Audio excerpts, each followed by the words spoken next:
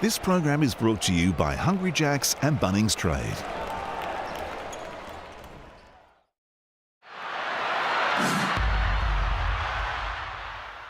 Here we go. The Dunks have been rolling in thick and fast over the season so far, and we hope we get a few more of them in the month of February because it's Dunkuary on behalf of Sportsbet. For every dunk in the month of February, we are donating $500 to Australian prostate cancer. That's $500 for every single dunk. I reckon there's going to be plenty of them if the players know that we're giving this money away to a good cause. And not just charity, there's also going to be a chance in March, Melbourne United take on the Brisbane Bullets, and one lucky fan is going to have the chance to shoot out for whatever we make for charity. We're going to match it, and one fan is going to shoot from half court to try to win that cash all for themselves as well. So let's hope we get plenty of dunks this February. Enjoy and gamble responsibly.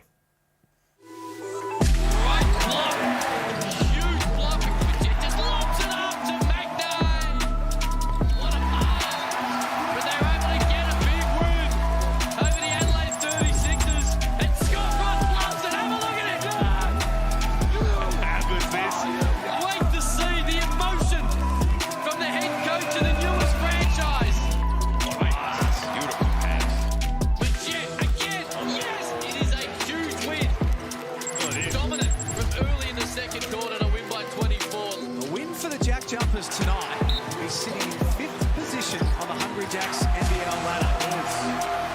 Starts with Will Magnay. He's having some fun out there. Magnay again. Adams for Magnay. Gets up for the floor. 3 wins in a row. A big moment in the young life of the Tasmania JackJumpers. What kind of coach is doing that with their guys? You know what I mean? He's confident, and that's why. Highest scoring quarter in the NBL this season. Yada shut down. Gets it to McVeigh in the wide open 3. Huge 3 from McVeigh. Scott Roth and the Tasmania JackJumpers deserve to be celebrating and come up with the biggest win in the franchise's short history. Tasmania have upended the top of the table Melbourne United and done it by 9 points. It's Tasmania 94, Melbourne 85. Well, the JackJumpers, they keep marching on, putting every team on notice, searching for their 5th win in a row. While the Phoenix, well, they welcome back, finally, their head coach and their captain, Carl Adnam, for this battle this afternoon. Hello and welcome to an epic Sunday afternoon of the NBL. I am Jenny Screen, and joining us in studio looking extra suave today are the 3 Musketeers themselves, Drewy, and also Peter Hooley and Jack Cameron. Gentlemen, you're looking very nice, but I want to know who's going to take it to the next level today in this one. Well, you know what they say, Jen, look good, feel good, and play good, and that's what we're trying to do on Sunday afternoon basketball, and that is the question. Who comes away from today's victory? Because from a JackJumpers point of view, Jenny spoke about their winning streak and the way they're going about their business.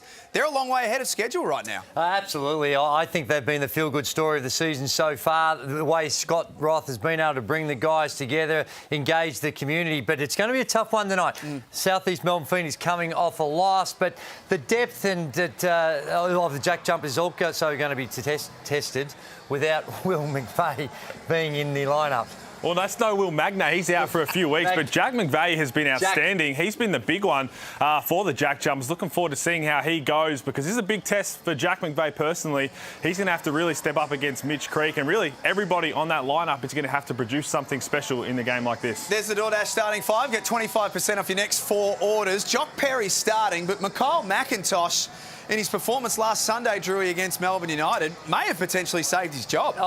Well, I'm not so sure about that, but he did do really well. 16 points, 4 boards, and his best game of the season.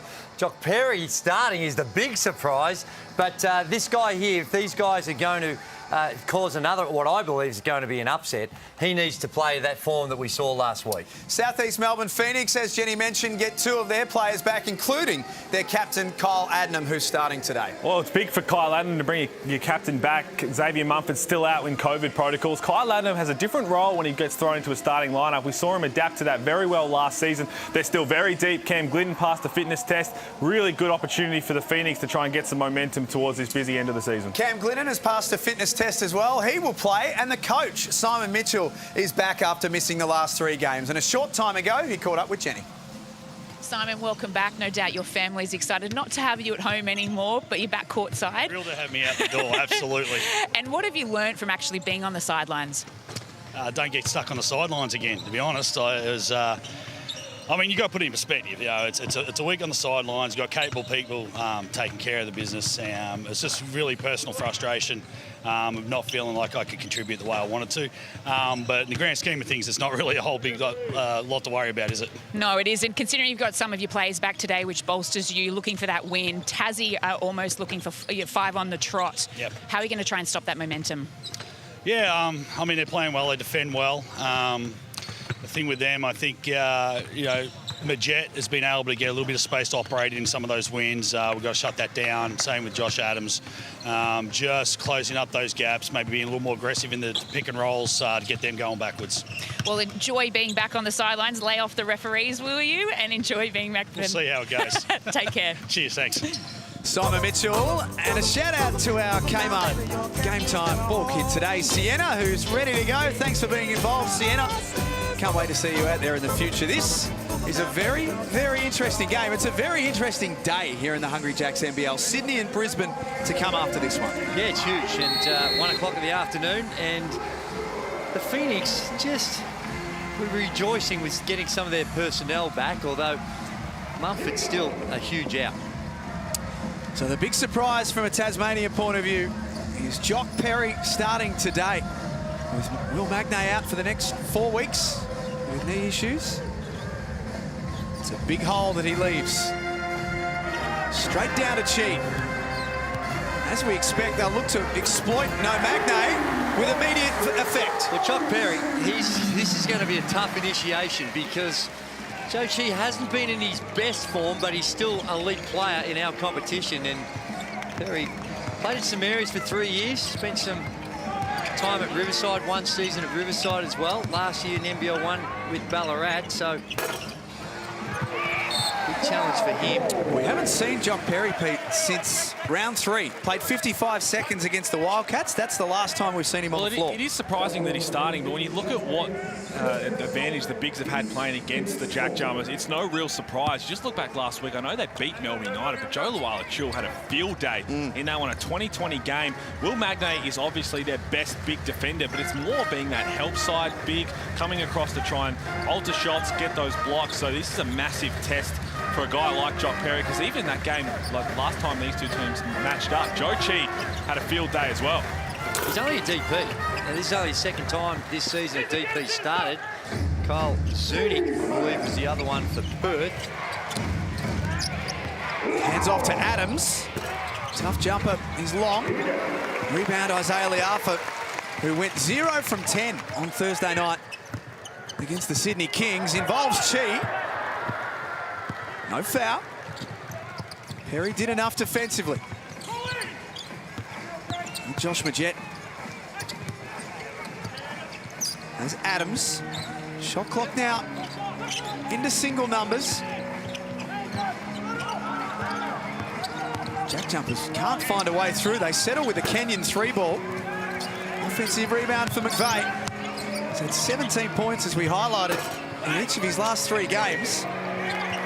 Again, JackJumpers hit the offensive glass. Perry lost the handle. No foul call. We've seen a half-court defense right now for the Phoenix. They're keeping Joe Chi on Jock Perry, switching everything else. They trust that anybody can guard whoever. Kyle Adam, that's his sweet spot right now. And if Jock Perry's going to play in that little drops coverage that we've talked about a lot this season, because that's the way the Phoenix play with Joe Chi, a guy like Kyle Adams is going to walk into that mid-range jumper and just eat it alive. Kenyon thought about it. Instead, down to Perry. Now Josh Adams dribbles through, was stalked to the basket by Chi. Forced him into a tough, high-arcing miss. Creek to the other end. He can't finish either from underneath. Good shot, good attack on the rim. And you can see already the difference between these two teams. Phoenix looking to play a lot more up-tempo. JackJumpers, rightly I believe, really wants to just keep it in a half-court game. Kenyon, second time around, bottom of the net. Well, as you said, Gazy, that's really where the success has come from the Jack Jumpers. You look at the first 3 weeks of the season when they were a bit all over the shop. They were trying to play fast. They were taking long contested shots. Majette and Adams were forcing so much. Scott Roth had meetings with every player saying, let's just slow it down. You've got to trust the rest of your teammates to get involved. Let the ball get through hands. Slow down on our sets. Keep the energy high on the defensive end. And that's why they've been coming up with these wins. There's Adnam again in the mid-range game. That's what jumps out. That's exactly what you were talking about, Hulls. You're going to have to do a whole lot better at fighting over the top. Adams fires away. Puts the Jack Jumpers in front. They've scored the last 6 points. He's only shooting the 3-ball at 22.5%, Josh Adams, and was in the teens for a long time. Has been playing very well as of late, as they all have. Brokoff turns the corner. Loose ball picked up by McVeigh. Jack Jumpers push ahead. Perry can shoot the 3-ball. That one doesn't drop. Liafa loses the handle. 2-on-2 up ahead. Adams thought about pulling up. His pass intercepted. Nice hands, Adnam. And, you know, the way in which the Jack Jumpers in their last 4 games have been embracing the 3-ball. They don't score a lot of points, but in the 4-game win streak, the Jack Jumpers are taking a league high, almost 32.8 3-point field goals. And in that time, it's been 12, 12, and 14. That is some really decent percentages. Not great, but decent. And it's been a big factor. Here he comes out. Fabian Krislovic checking in. Pass a little hard for McVeigh to handle. So that surprised me a little bit with McIntosh coming off such a great game. Now, I know we're still very much early into the game, but when you've got that confidence and momentum, I thought we'd see him a little earlier just to see if he could carry it over for what we saw last week. Phoenix 3-2 at home this season. Krislovic's done a good job to force the turnover. Chi was the last one to touch that.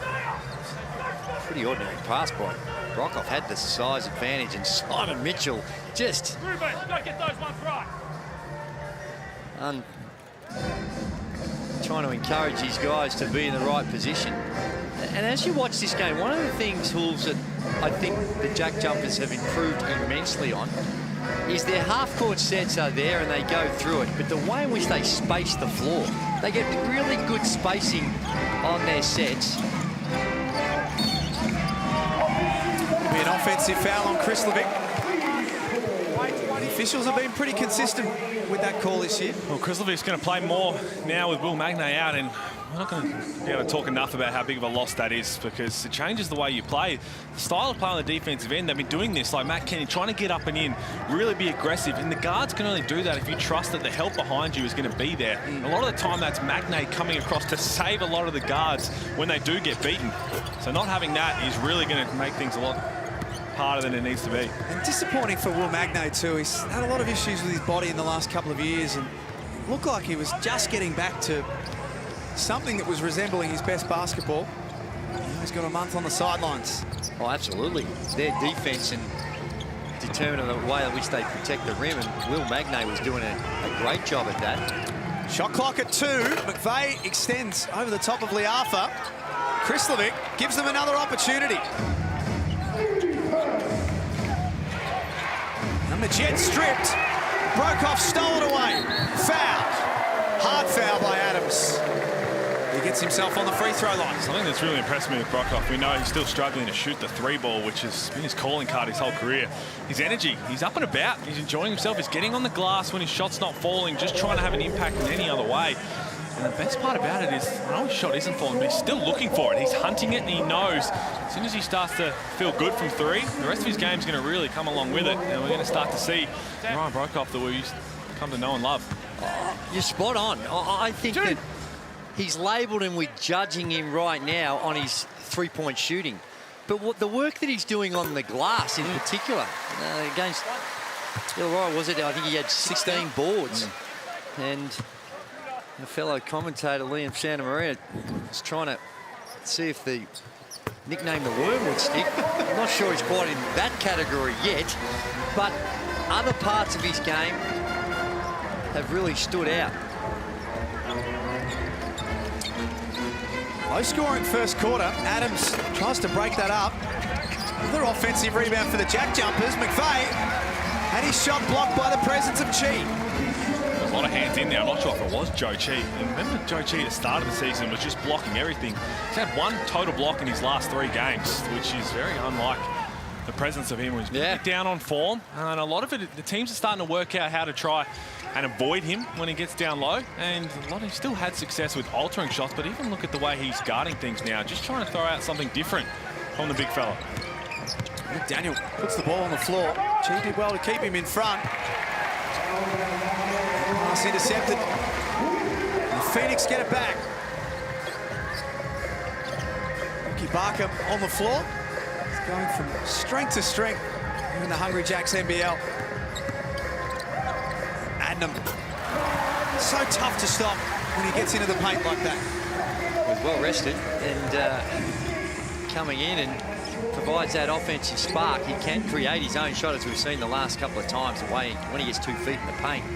That time there was the switch and just did that real easy. It's 2 on Krizovic. Exactly the same way. He's not happy about it, but he's just not set. And a lot of it actually has to go on the guards. You've got to wait for Krizovic to be set there so he can set a good screen. He's just still moving as Majet's moving, and gee, in the end, actually. Was he? Yeah, you're right. Was he still moving? At full speed, it looked like it was a good call, but when they slow it down. I think that's an example where they understand they're really sensitive on that rule, and that one there, they erred on the side of movement, but I think he might have got there on that one. And definitely in slow motion. I might have to take that back. And the first one, I think you're right. Yeah. Got called for that, and then automatically the referees are thinking, hang on, is he putting a little bit extra in these screens? Is he arriving on time? So it's going to be weighing in their mind. And it's their 6th turnover in the quarter, so that's becoming a concern. They're doing a great job on the board. They win that category 11-5 so far, but 6 turnovers, way too many.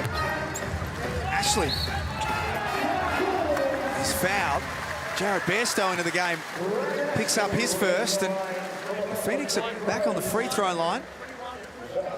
You know, this game's right where I think the JackJumpers want them to be, because they want a low-scoring battle. They don't want to get up and down, and a lot can be said for the shooting percentages. 3 of 10 for Phoenix and 2 of 11 for the JackJumpers, but just the pace of the game, it's almost come down to that JackJumpers level, and I say that respectfully because that's their desire and what they're trying to do. Very interesting listen with our man Liam Santamaria on the Huddle podcast. Spoke with Scott Roth, the coach of the Tasmania JackJumpers, in the last couple of days, and he spoke about that same thing. He said, from when we designed this team, we set everything up at the defensive end of the floor, and now we're starting to work on the offensive side of things. Add some layers that way. He's ticked that box. Big time. Steindl into the game. First attempt off target. Foul. Jared Bairstow there. And it's been a couple of games since we've seen them run something for Clint Steindl as soon as he comes into the game. They had so much success with that at the start of the season. And they're in the bonus here. Foul count, 6 fouls to 0. So Brandon Ashley going to walk down to the free throw line where he just missed back-to-back free throws. You know, Brandon Ashley can have success in the way he plays, and really the downside has been his ability to rack up quick fouls and to the free throw line. So that'll feel good to see the first one go down. Well, they do get to the free throw line with Phoenix. They second in that category, averaging 20 a game. Fair contrast for Tasmania. Last week against Melbourne United, winners, had 37 in the opening quarter on 14 of 18 from the field. Got 6. Today they have 6 on 2 of 12.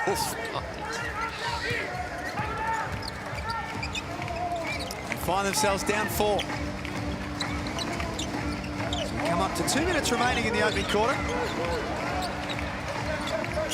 McIntosh into the game, wants to face up on Ashley and spins.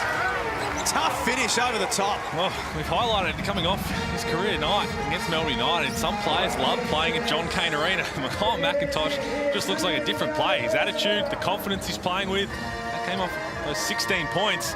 Goes right at Brandon Ashley and finishes through some contact. Barker turns the corner. Oh, banks it home. I promise you he didn't mean that. But what it does show is the confidence in the young man. Comes into the game, just trying to find a home in the NBL. Vain. Scott Roth thought there was a foul. Ashley chases that one down. Lockie Barker, his 6th game, shooting at 42% from the field. His first start on Thursday against Sydney. Here he is with ball in hand, looks for Leafa. Turns around and jacks up the 3. The Phoenix, 4 from 12 from the field. Isaiah Leafa, we highlighted his struggles. That's not the one you want. First off the bat, shot clock running down, just trying to get it up, and he's just looking for one to go down. First one, you'd like to have your feet settled, and just try and see one go down, and there's another foul. That's getting a continuation. Sam McDaniel putting the ball on the floor. Foul on Brandon Ashley. Starting to get a bit more easy scoring now, Gazy. Yeah, it's tough shot too. Little floater. And they get to double digits. It took them 9 minutes to get there. As you said, the comparison is stark compared to what was the case last week. Well, at this stage, we're headed for our lowest scoring first quarter of the season. Previous to that, it was 28 in round 1 when the Phoenix played New Zealand. That was 17-11 at quarter time. It's back to a 1-point game.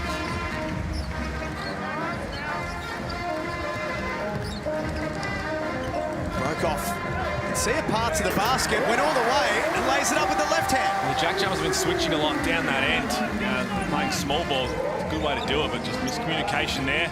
Brokoff saw the breakdown and just put his head down. Easy too. He has 4 points. McIntosh feeling good. I'm telling you, Gazy, the John Cain Arena. It's the John Cain Arena specialists. Add Mikhail McIntosh to the list. I think we need a larger body of work before we can classify certain players. Casey not as convinced from the sounds of it. Leafa. That's Brokoff on the move again. It's a charge. We have 2 different calls here. One maybe it looked like it was calling the charge.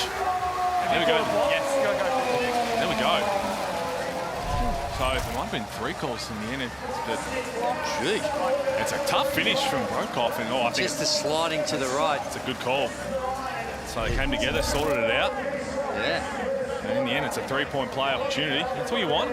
There's different viewpoints, different angles, but to come together and talk about what it was. Brokoff now the leading scorer in the game.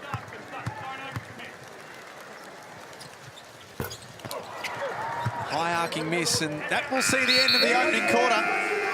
It was a slog, and perhaps that's the way that Tassie wanted. 16-14 at quarter time on Sunday Hoops here in the Hungry Jacks NBL.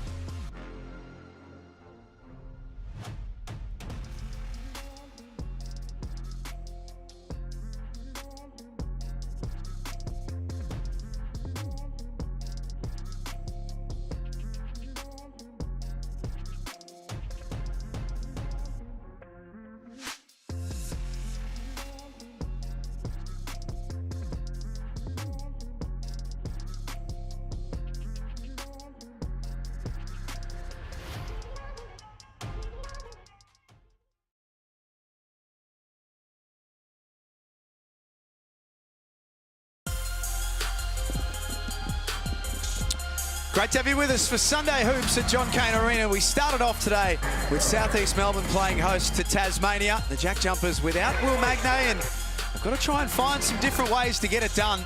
And they're in the hunt to make it 5 in a row. They trail by 2 at quarter time. And the winner of our Kmart gift card for today, getting $50, is Steve Taylor. This is Steve's son, Owen, getting a pair of signed kicks from Will Magnay. Look at the size of those shoes. We love watching the JJs, and he never shuts up about Will Magnay. Unfortunately, he's not there today. No, that's a setback for him.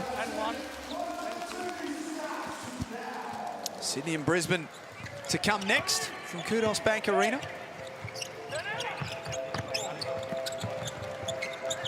McIntosh had it knocked away from him. JackJumpers now with the shot clock at 8. McVeigh found a way through to Steindl, who found a way to the cup. That's the way to try and break down the defence. All the switching trying to go on from the South East Melbourne Phoenix. Ball movement, player movement. As soon as there's a breakdown, put the ball on the floor and attack. Good take from Clint Steindl. He's had a good start to this game. Ashley, size advantage over McIntosh, spun baseline and scores. Well, they did that in the first play of the game. I know it was Joe Chi on Jock Perry, and they had success with it, and then didn't really go back to the well for Joe Chi.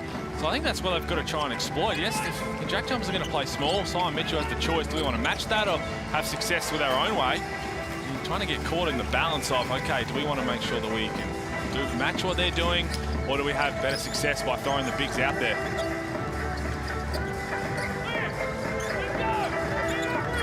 Ashley. Back down low. Heard Simon Mitchell, the Phoenix coach, saying clear out. That's an offensive foul. Brandon Ashley with the follow-throughs. All right.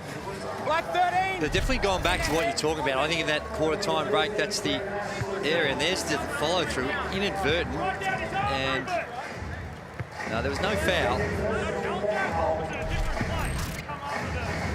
McVeigh, there was no foul, I didn't think, on the initial one. Just got a lot of ball from the follow-through.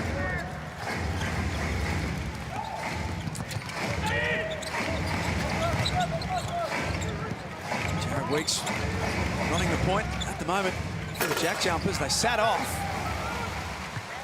Just a 26% three-point shooter this season. Ashley drives and scores. Phoenix starting to get something going now.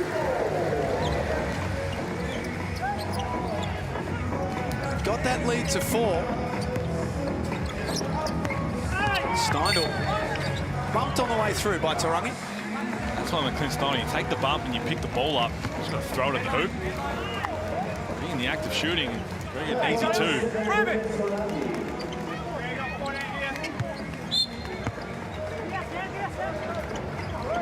JackJumpers 6-6 on the season. McIntosh can convert that time.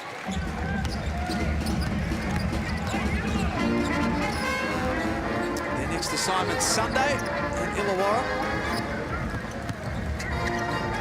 Arthur backed into a brick wall. Creek, who's scoreless so far, only the 2 field goal attempts for one of the leading MVP candidates. Adnam against the clock. Good defense, half-court defense by the JackJumpers. Just playing with your chest, keep your hands out. Oh, McIntosh, that's blocking foul. It's going to be Brandon Ashley's 3rd, and he is playing with some confidence. Well, he certainly is. He had knocked down that 3 ball earlier on, this time off the bounce, and gee, that's a tough one. Ashley, the feet perhaps get tangled up, but that's really been the story of his time in the NBL, whether it's here with Phoenix or even back when he was with the New Zealand Breakers. Foul trouble haunting him where he goes. He's off to a good one here in this one as well. 6 points. Looked like a real threat down the offensive end. And he's going to have to spend I'd reckon the rest of this half on the pine. No doubt. Dane Pinot into the game, so no Joe Chi, because Kyle McIntosh is that agile 5-man for Tasmania. So Dane Pinot out there, and that's a great out-of-bounds set. Just everybody moving, just trying to see where the breakdown was. And then it came right at the end of the play. Good patience, not to get too rattled trying to inbound it, thinking you get a 5-second violation. It's true, Dane Pinot coming straight in that game. A little tight on McIntosh that created that space, and it's taken a while, but one of the candidates, if not the candidate for MVP this season. Mitch Creek gets on the board. Is he the candidate, do you think? I think He's right up there in the mix. I think the bloke who ran around last night on this floor might just have the edge right now. He's not too bad, that guy, though. Highly credentialed. Won a couple of them, Bryce Cotton. We're going to see another guy later on, Xavier Cooks, who's making a charge to be in that conversation. Yes, Ryan Brokoff, that's the energy, just awareness. And Colin McIntosh going to pick up the shooting foul here. I love his aggression on the glass, on both ends. Ball comes up and just goes and knows that as soon as he feels the contact, trying to tip it in. Colin McIntosh is a bit stunned here. That was pretty clear cut, it looked like. That's his second foul. So that's now McIntosh, Chris Levick and Bairstow, who all have 2 fouls for the JackJumpers. The other one that we'll tune in to Simon Mitchell, but I'd love to get your thoughts on Joe Chi. He started the season averaging 12 and 7 in his first 7 games, in fact. Since then, he's down to 6, only 6 points a game, and foul trouble's been an issue for him. Let's listen in to Simon.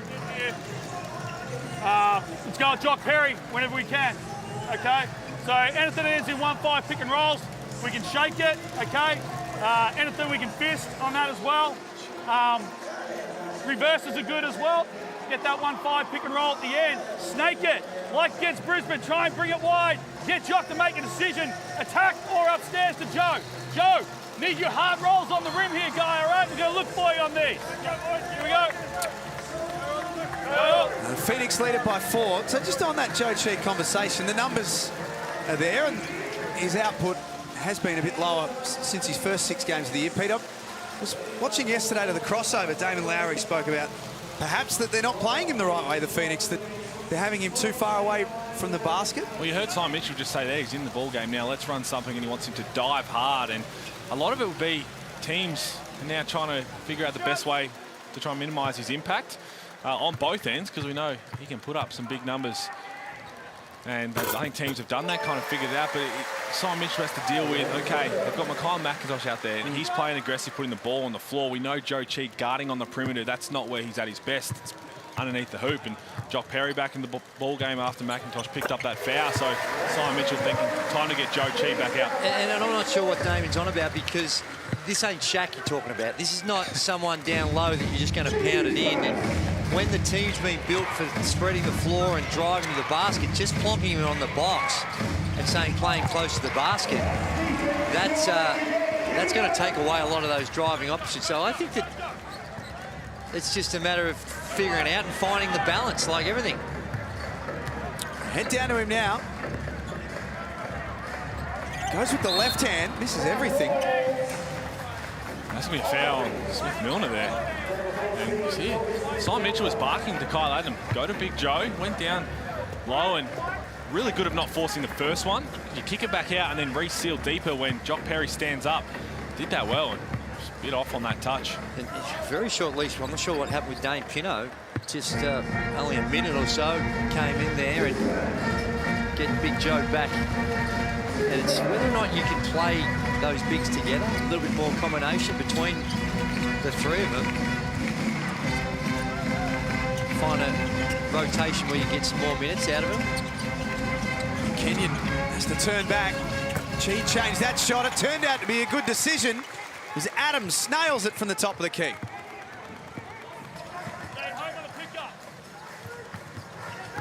He's got 6 points on 2 of 6 this afternoon. Tasmania back within 3. Liafa drives. Still can't find that elusive bucket. No, I think he's officially in the funk. I'm prepared to put him officially in the funk spot. That's another one. Another one off the glass. Guarantee him Jet didn't call that either. No. From the Kmart logo. We've got a tie ball game. His first field goal of the game, Josh Majette, which is very unlike him. Nicely done by Steindl to strip Smith-Milner.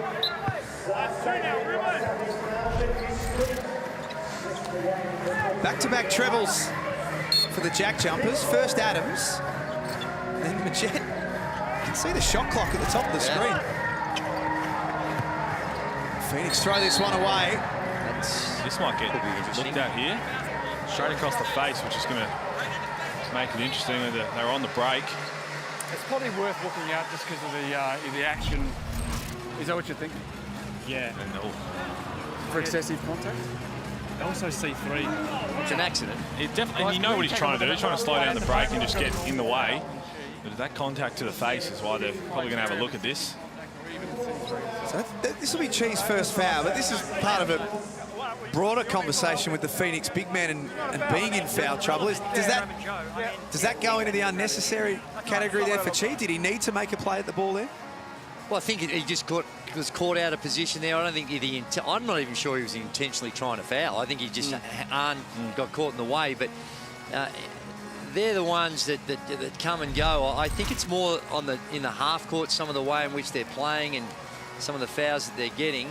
And a lot of them are offensive fouls. We know with Brandon Ashley, he's had a real trouble of setting screens and not being called for moving fouls. Joe Chi, as he tries to block and guard on the low box and guard on ballers coming off screens, he's been caught out a few times as well. So this is one that, yeah, I don't think, I can't read his mind, Wolves, but it didn't look like it was intentional. I know you talk about the rule. They're there trying to slow down the break. Oh, no. Yeah, absolutely. That's a different. I'm just saying, as far as the hit to the head, I don't think it was. And I don't think it was. Well, it's just going to be you combine the hit to the face and the rule of slowing down the break. I would envision. I'd be surprised if it's not. I would say it is. I'm pretty confident in going and say that it's probably be upgraded. The fact that we're on the same page here would suggest there's no chance that this is going to be an unsportsmanlike. It's a nice little touch. Unsportsmanlike foul for a shot. Oh, we got it right. There we go. In transition, so 2 shots to the jet. There you go. Well, maybe we're saying it was basically the fact it was in transition to slow it down and really talking about the hit to the face as well, but that's obviously come into play. And that's the rule. That is the correct interpretation. Whether you like it or not, it's the correct interpretation of the rule. Yes.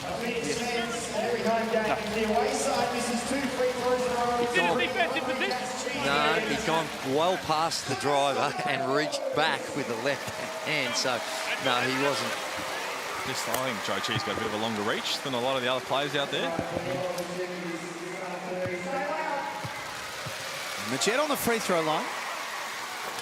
Oh, it's the best of both.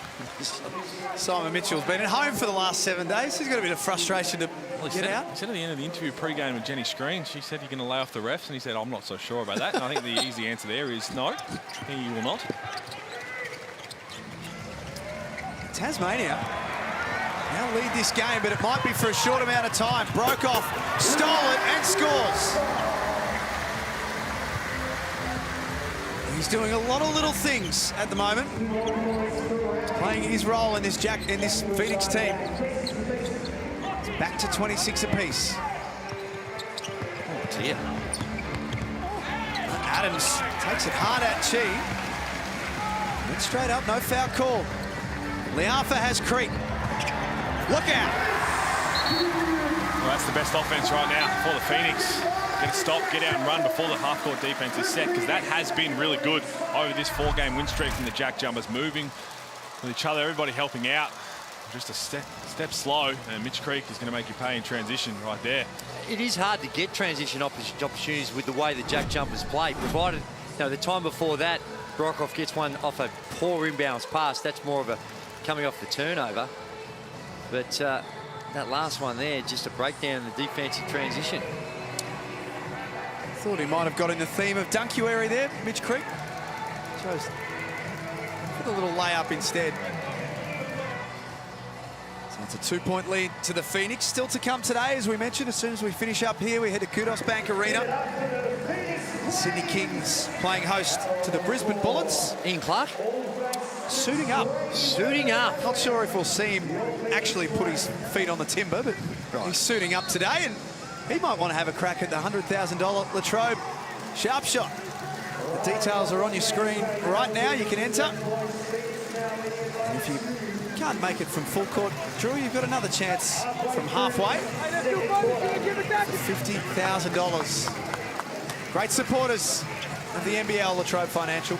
It is, and just getting back to that Sydney Kings, and sounds like the big fella, Andrew Bogut, has put his feelers out and got pretty sure as one of his teammates. In fact, At the Warriors? yeah, at the Warriors, and got a real good one to join the Sydney Kings.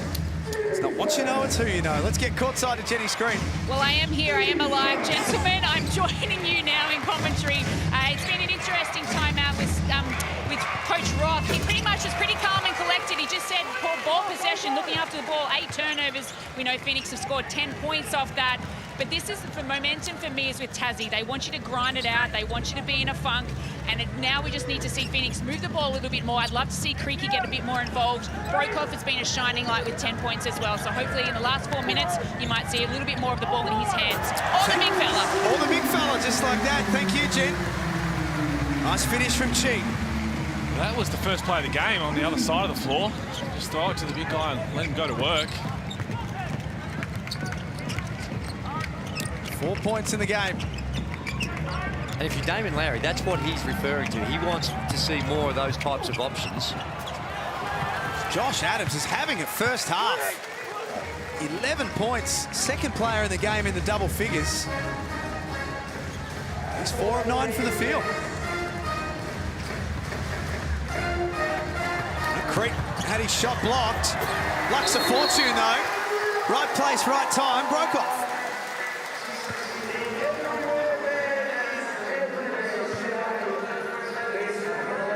Scott Roth, JackJumpers coach. They've been one of, if not the biggest story in the Hungry Jacks NBL this season so far. Oh, my word. Fantastic. I think they're exceeding a lot of people's predictions and expectations. Kenyon has already knocked down 1. That's 2 trebles. They're up to 50%. They're 7 of 14 from the three-point line.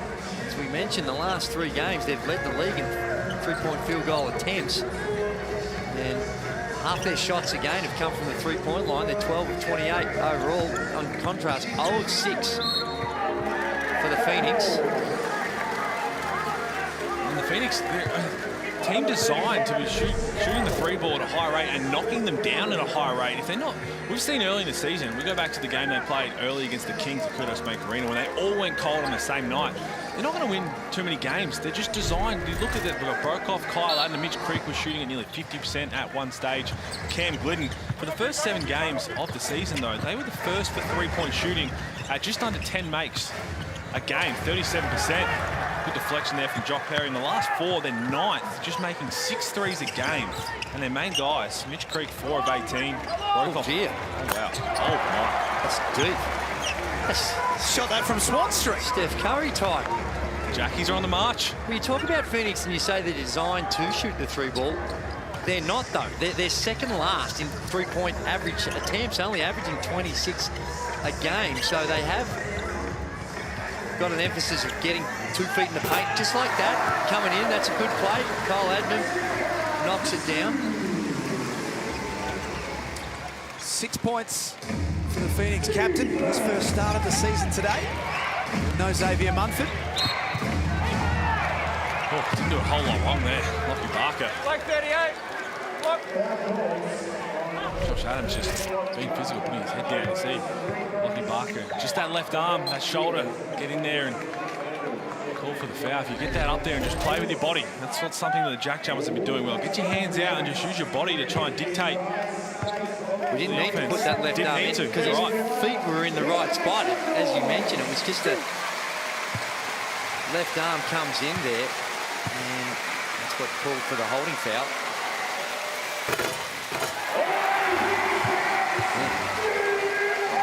Opportunity for some burgers. Might be on.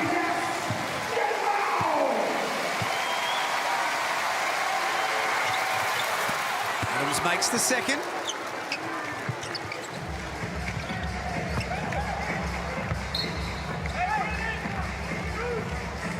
Tasmania extend their D. And this has been their calling card for a lot of the season. Getting up and in, being as disruptive as you possibly can. And it's been one of those teams that you hate to play against. They're annoying. They're doing things and scrappy, and It's exactly how they need to play. Barker. Had Adams beat, then lost the handle. Still pulls up. Offensive rebound by Chi. Still working. Foul. Jock Perry, he needs to do a better job of boxing out. You can't just rely on your size. That's what he's in the game for. See, he just goes up for the ball rather than stepping in and just trying to rely on his size rather than his positioning on that one, and gives the Phoenix another opportunity. And that's something that Lockie Barker will get better at with more time. He threw the ball into Joe Chi and then was at the Chemist Warehouse logo. You've got to be ready to shoot. Take a couple steps further forward so that the ball comes out to you. Step into it. It's going to be a foul on Matt Kenyon because he was so deep and so open that he tried to make something happen and threw it back in there. They're going to double. If your man's going to leave to go down to Joe Chi, get to a spot where you're comfortable to shoot the ball. No doubt he can shoot from the Chemist Warehouse logo, but make it a lot easier for himself, taking a couple of steps in. Broke off on the free throw line. Speaking of Joe Chi, I was reading today on Code Sports, an article on Joe Chi from when he signed with the Southeast Melbourne Phoenix. 500 million views on social media platforms throughout China. It's an extraordinary number.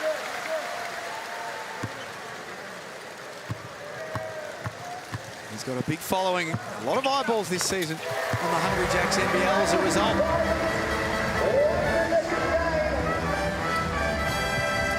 So less than 90 seconds before halftime. Phoenix still without a made three in this half. Adelaide was 0 from 4 in their last game at halftime. We might have another one here. McDaniel. Over the top. He couldn't score. The Phoenix have got a chance to tie it up or take the lead. This trip down the floor. Creek's layup doesn't go, and Kenyon pushes up ahead. Majette, nice pass underneath for McDaniel. I think everybody thought that was going up from Josh Majette because he's shooting the three ball from deep and knocking it down. 2 from 2 tonight. I think even Mitch Creek thought it was. Good extra pass. Sam McDaniel still watching Majette the whole time. You know, he's a willing passer, 6 assists a game. This has been an outstanding quarter from Tasmania.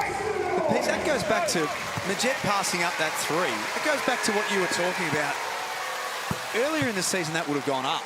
Well, it would have. But they've started to move the ball and involve others. And Scott Roth, I'm talking about the conversation he had with Liam Santamaria on the huddle, was talking. The whole thing now is it's we, not me. And Scott Roth was talking to the Josh Majette, Josh Adams, saying, look, you've got to trust your teammates. We're going to win games as a unit. So you're going to have to put the ball in their hands at times. Yes, we still need you to be our main 2 guys. But everyone else is going to come along for the ride if you let them. They lead by 4. Adnam goes to work. Gets himself up to 8 points now. He's been relentless. Almost every possession he's working those on balls. He's getting 2 feet in the paint, prepared to mix it with the big timber. And he's done well. Shot clock switched off.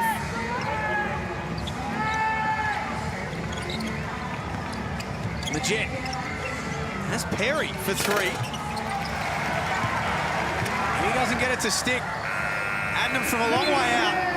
It's the JackJumpers who lead at halftime by 2, 40-38. Yes, and I think the JackJumpers be really happy with the way that first half unfolded.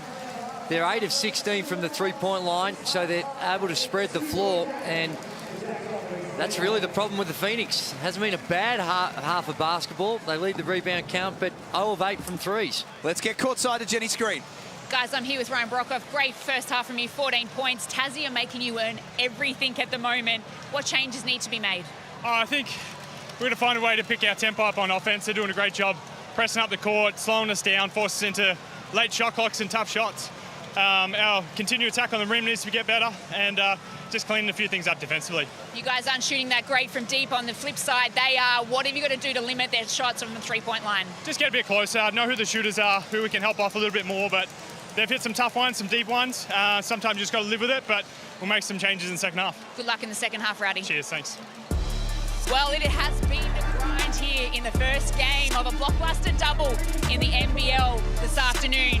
38-40. Don't go anywhere as we see Tasmania trying to get their 5th win in a row.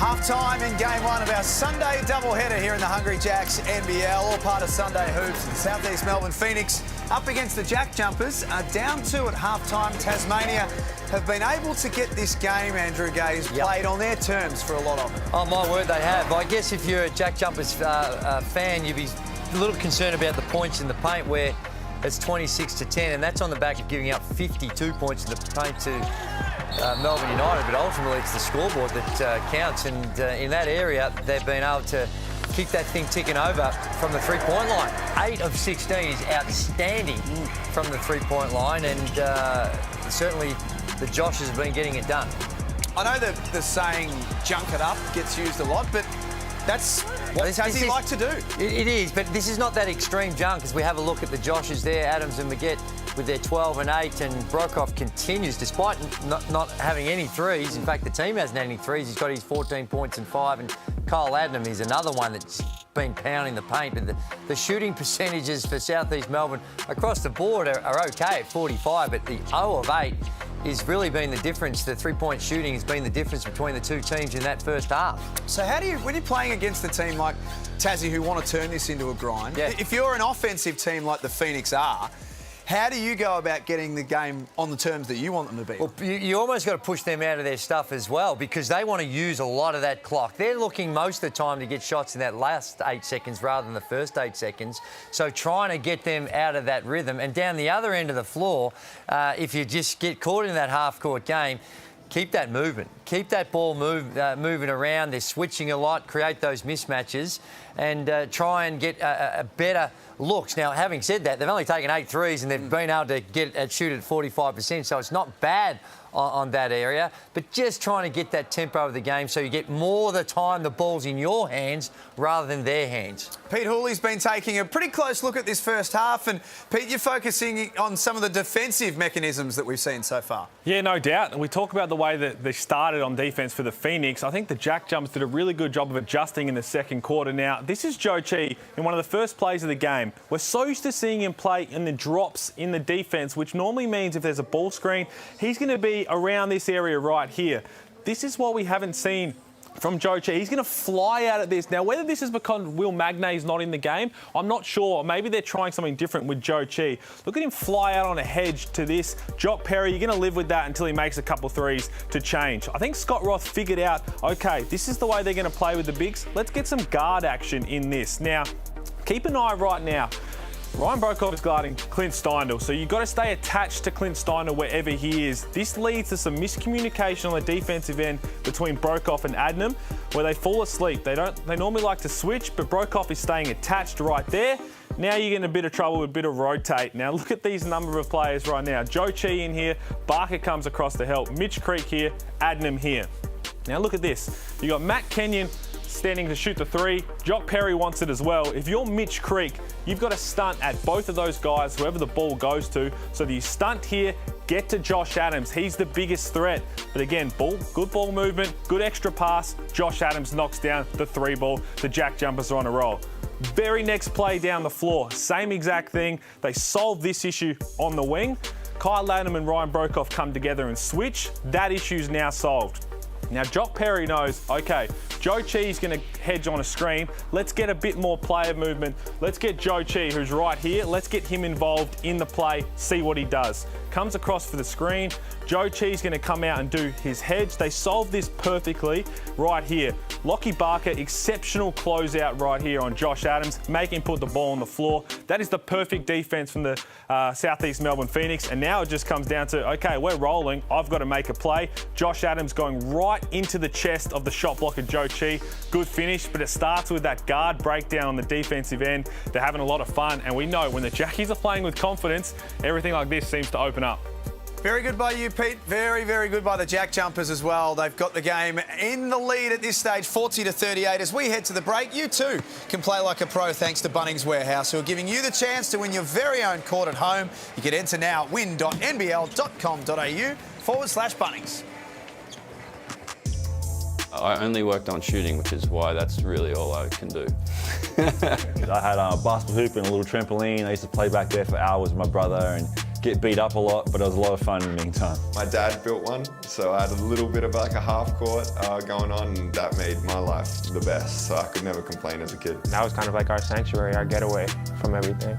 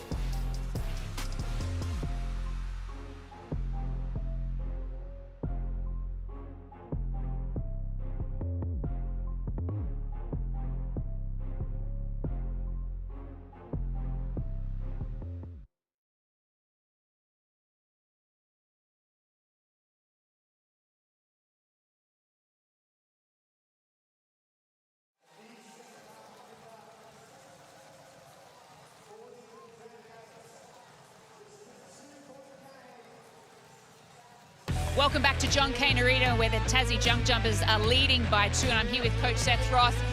That was, the first half was on your terms, really good. What does improvement look like in the second half? Well, we're going to have to guard our yard a little bit better, our one-on-one defense. The post is hurting us a little bit, but I don't mind them throwing it in there. We just got to get the second shots and the rebounds. Defensively, you did a great job. Mitch Creek, he's been not a factor, 4 points. Was that a focus in coming into this game? We focus on everybody, so I'm happy he's not making shots right now, but they got 20 more minutes. Good luck in the second half. Scott Roth, the JackJumpers coach. Happy with what he's seeing so far. Why wouldn't you be? Quality first half by the JackJumpers. Won 4 games in a row. They came to this venue last Sunday. Pulled off their biggest win so far.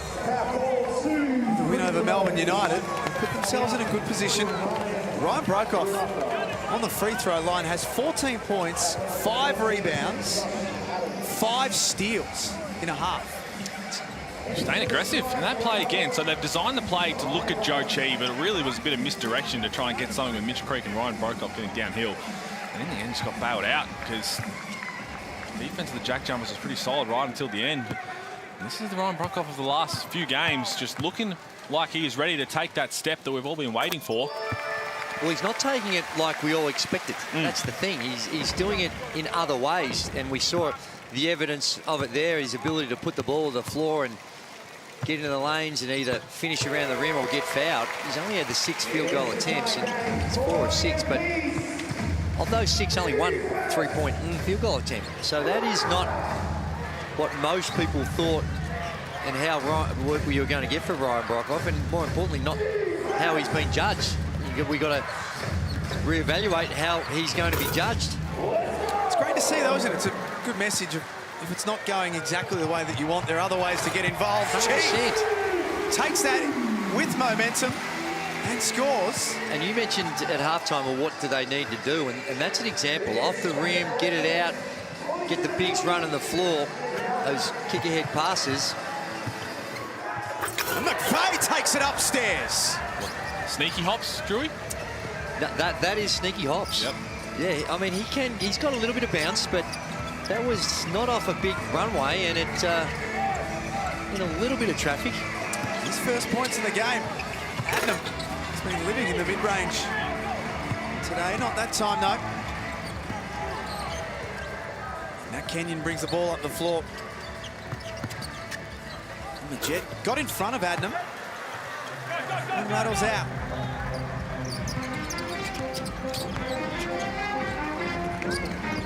Phoenix look to take the lead. Adnam's little runner is good.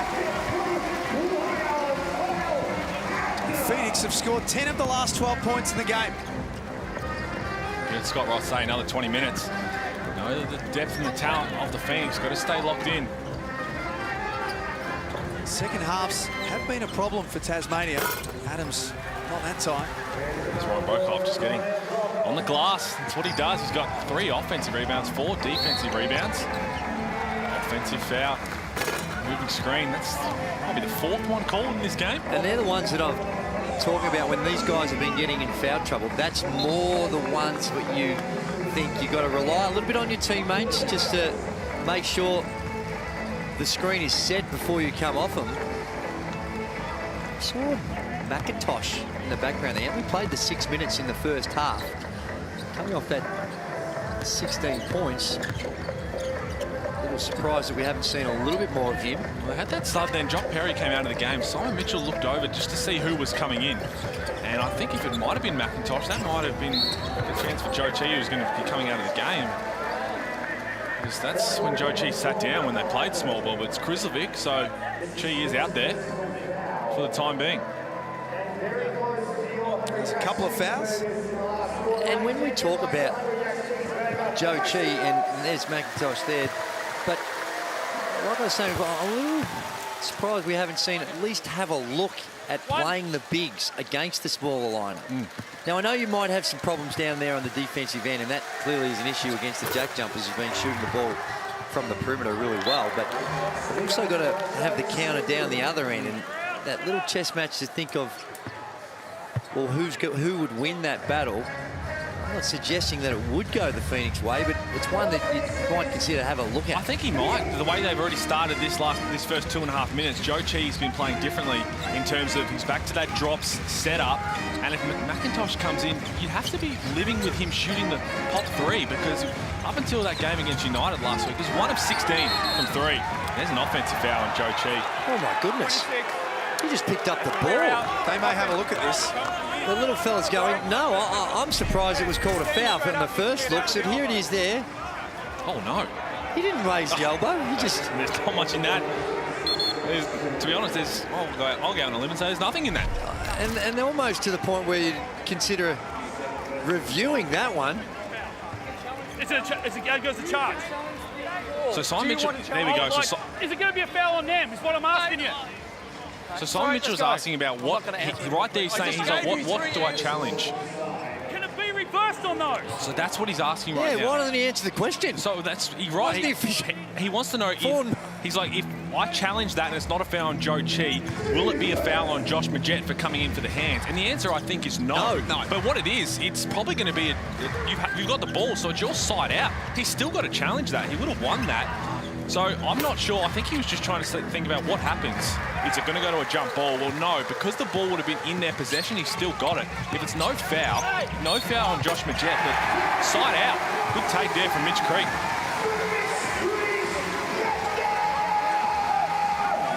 This game's waiting for someone to break it open, and it might be Mitch Creek. Well, he has been quiet, Mitch Creek, just this point of the game. And back to that Gazy, he said, answer the question. Maybe I think you should just turn around and say, look, if the foul's not going to get reversed, but if they win the challenge, the ball will be yours, and Joe Chi will not pick up a foul. Creek makes the extra. 4-point lead for South East Melbourne. Third on the table coming into today's game. 7 wins, 4 losses for the season. They've lost 2 of their last 3. That's a nice looking jump shot from Jack McVeigh, who's shooting with confidence in the last 4 weeks. And a real timely one too. Just sense that the tempo of this game's changed more in favour of the Phoenix, and just needed to stop things and keep that scoreboard pressure. Chi aggressive. It's going to be an M1 from Joe Chi, and Scott might have a think about this. Good roll. Simon Mitchell asked for that in the timeout in the first half, saying pick and roll hard. And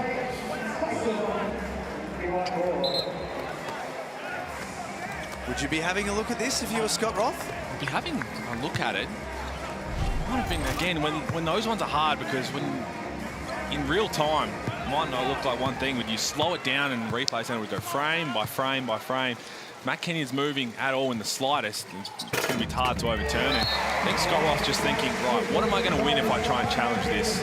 Matt Kenyon, he's only got 1 foul, so I'm not trying to save him with fouls. And the worst that's going to happen is 1 extra point. Not 2, not 3. So probably a smart decision in the end from Scott Roth, who notoriously hasn't been very good at coaches' challenges this season. Yet another example where Phoenix is completely dominating this game, getting into the paint. 32-12 with points in the paint. So a real contrast between these two teams and how they're finding their scoring opportunities. Nice finish from Krislovic. Putting the ball on the floor. Only averaging 11 minutes a game. His first season with Tasmania, formerly with the Taipans. Brings it back to 2, the difference. Ashley at the elbow. Look for Creek. And Jet knocks it out of bounds. See Brandon Ashley there turning around the point to Isaiah Liafa, saying, yep, that should have gone to you. Just a bit more patience on that, see what happens. Yes, Mitch Creek might have been open initially, but the defense dropped with Mitch Creek. Come to a jump stop, have a look around. Isaiah Liafa's wide open, and that might have been that open one that he needs to start feeling good, because the GOAT has officially called it a funk for Isaiah Liafa, and needs time to get out of it. When you 0 from 10 on Thursday, and then you come in and you're 0-2, and there you go. He's officially out of the funk. There he is, officially out. Only takes 1. I think that'll do his confidence the world of good. It's offensive too. And that'll be pretty good for it as well. on Josh Adams, who gives away the offensive foul. It does. Moving your feet right here and just a little bit of the extension on Josh Adams. Isaiah Liafa goes down. And I tell you what, besides Isaiah Liafa feeling relieved that 3 went down, so is Brandon Ashley, because he's the one who missed him open. They got another chance and threw it straight to him in the corner. Let's get courtside to Jenny Screen. It's nice when you are in a funk that you just need one shot to find the bottom of the net. So it's really good to see Liafa find that for himself and then get a nice stop defensively. Right now, though, Phoenix are leading the way, but their subs are coming in, and one category they're not leading in, as Adnam hits a nice 3 on the dime, is that they're not getting many points from their bench. So as they start to rotate, it'll be interesting to see, can they get contributions from other players that aren't really scoring in this game thus far. Thank you, Jen. Great fight. Big knockdown by Kyle Adnam. What's the fight? They go in there and they... Yeah, and this is really, really good stuff for the Phoenix. Lee, get to Pete Hooley. Well, we spoke a bit about halftime. Joe Chi was really hedging screens hard, something different we haven't seen all season. This was a couple of plays into the third quarter, back to the drops that we talk about. Jock Perry's got the ball. Joe Chi gets to the level right now, but what he's going to do is he's going to drop back here around to the level that we've seen Joe Chi guard. Now, Isaiah Liafa does a good job here to fight over. Side contest, Josh Adams contested jump shot. Joe Chi just in that drops area. They side contest, it's a miss. And then the big fella, he's going to clean it up on the other end, runs the floor hard. That's the more traditional way the Phoenix like to guard those on balls with Joe Chi. They've had success with it in this third quarter. Let's keep an eye on it at the end of the game. There it is. Great work by Joe Chi. Jock Perry, he's not going to like that on the review, though. Just the transition deep that was required coming off that O boards needed to be a little quicker. And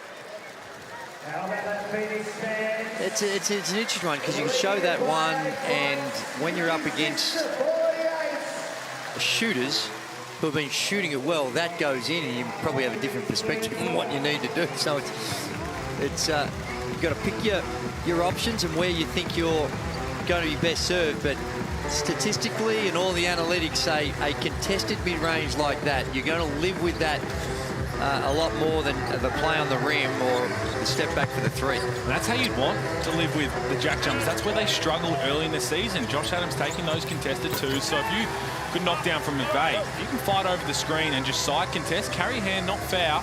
If he knocks down a couple, then maybe we change. But they got picked apart with Joe Chi trying to hard show. Brandon Ashley, that's going to be his game. They're trying to get back to the more traditional way, and they're having success in the first 5 minutes here. Ashley. That's going to be an offensive foul. Scott Roth called for it, and that's going to be Brandon Ashley's 4th. Let's take another look here. Gee, I don't know. I mean, that may be the better angle here, perhaps. I think it was well sold. The arm was out, but it was tucked in. Perhaps just that he got up above and was on the shoulder. But Ashley, a little unlucky. I think you're right. My initial thought was that he made contact with Steindel's head, but when you slow it down, I think Simon Mitchell was actually talking to the bench, so didn't actually see it to think about challenging it. And Dane Pinot has come to the scorer's table ready to check in. And we're 4 minutes into the third, still no Mikhail McIntosh. Gazy. Jet. Fresh air. Here is Mikhail McIntosh, only 6.5 minutes played, coming off the back of what's been his best performance last Sunday against Melbourne with 16 points. Yeah, it might just be the matchups that he's seeing on the floor and how they want to try and exploit what they're doing on the offensive end, going with different combinations. Shot clock at 9. Broke off. Worked hard to get open. It doesn't drop. 4 of 7 from the field this afternoon. Steindl guarded closely by Brokoff for obvious reasons. Such an offensive threat. Phoenix defensively force a turnover. That's what Dane Pinot does really well. Moves his feet, and we talk about a lot the defense of the bigs from the Phoenix. Joe Chi plays one way, Brandon Ashley plays another, and Dane Pinot really is a perfect fit in the middle because likes to be the level of screens, but moves his feet and plays with his hands out through the chest. It's what you want a lot of bigs to do, the traditional way of guarding ball screens, but even on that, just let your chest do the work, your body do everything else. You're not going to get those ticky-tack hand fouls. You're going to make him have to do something special. Knockoff ran into a couple of bodies. 56-50 at John Cain Arena. Krislovic off the pick and roll, got everyone up in the air and misses from underneath. They're the ones you have to make. Momentum's going against you. Easier two you'll have all night. Pinot gives the Phoenix another chance. Liafa fires away. Here's Mikhail McIntosh.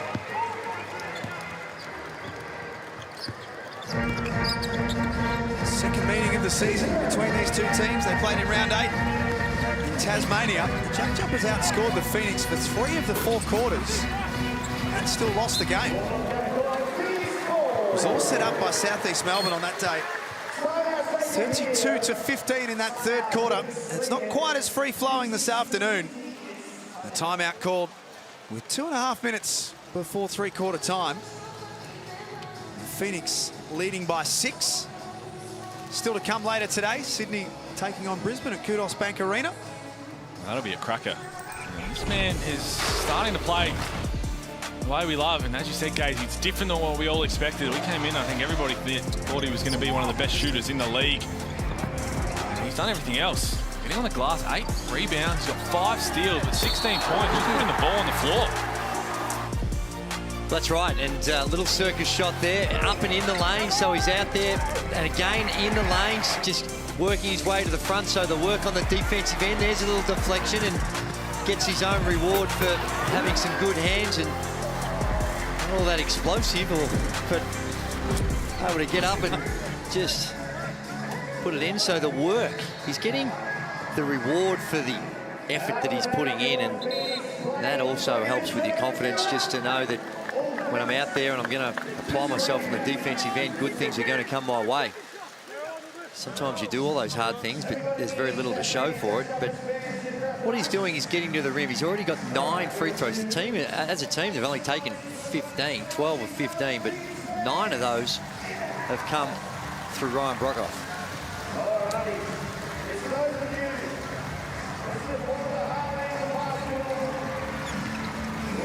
Phoenix Barker back out there. Different looking lineup with Pinot as well, who travels. Looks bemused. Little shuffle of the feet before he put it to the floor.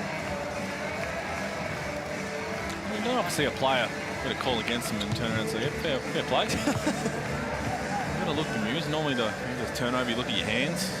As far as Daniel, just look at his feet, just say what's going on there. Bairstow sets the screen for Majet. Back at home. Rebound Tarangi. Put a lid on that hoop. Bouncing around, that just won't drop. Tarangi just goes straight past Bairstow. And another one. In and out. Let's get courtside to Jenny. Timeout with Scott Roth, gentlemen. He spoke about their just composure. They're getting the stops on the defensive end. They're just not finding the bottom of the net on the other. Keep moving the ball, attack the rim, and it'll flow. Just keep getting those stops, and we'll be able to climb back this deficit of 6 points. They're not that far away, are they? Defense has been their calling card. They've kept teams to an average of just 76 points a game. They lead the competition in that stat. Steindl had room. Here's Bairstow with the offensive rebound. Gives Steindl another chance. Oh, dodged 2 bullets there. That was a beautiful half-court set from the JackJumpers. Just a bit of misdirection with Clint Steindl, and then put him in that Spanish action that we saw and talked about, the back screen on the ball screen. It's a wide-open look. Misses it. They get the offensive rebound. Misses another one, and that's going to hurt just as much because Ruben Tarangi knocks one down on the other end. Shot the ball well on Thursday against Sydney, Ruben Tarangi. 3 of 6 from outside. Jet, easy layup. Gee, the screen was so high, you'd think that you'd be able to get some rotation. That's just a breakdown on the weak side and unaware of where your help responsibilities need to come from. Sure, you've got to do a better job of getting over or under that high on ball. Gee whiz, there was nothing on the weak side.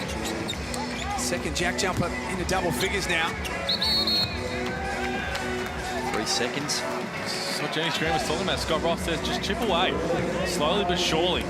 Works on the defence, let's get stops and let's get good looks. Those 2 looks from Clint Steindl, that's exactly what you want. You can't ask for better looks for a man who's just went from a purple patch of not missing. He was on fire, shooting 46% from 3. Clint Steindl just playing his 250th. So big congrats to a guy who's been so consistent throughout his whole career, and furthermore to that, his milestone game. Never lost a milestone game. Won his 50th, won his 100th, all the way up. So this is big if the Jack Jumpers can come back here, trying to keep that streak alive. So a very, very good career. Clint Steindl, 2-time title winner with the Wildcats, most improved player in 2016 as well. Made his debut back in 2012 with the Cairns Taipans.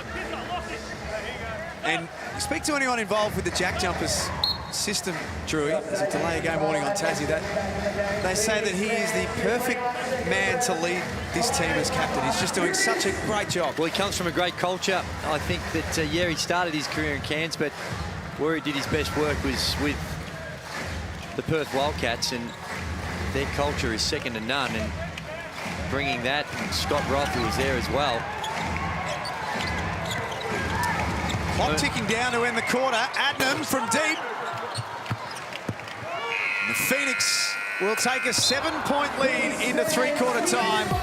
59-52. Who can break this game open and get the result? We'll find out next on Sunday Hoops.